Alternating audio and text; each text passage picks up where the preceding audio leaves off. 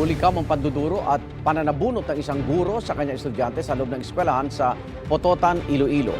Sa video, kitang nag-uusap ang babaeng guro at isang lalaking estudyante. Maya-maya, dinuro-duro na ng guro ang estudyante hanggang sa sinabunutan na siya.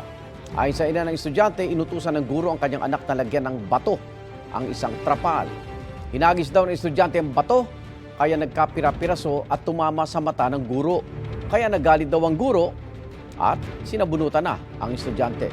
Tumanggi humarap sa kamera ang prinsipal ng paaralan pero sabi niya, humingi na ng tawad ang guro.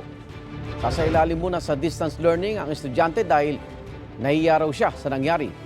Desidido namang magsampa ng reklamo ang mga kaanak ng estudyante. Sinusubukan pangkunan ng pahayag ng guro.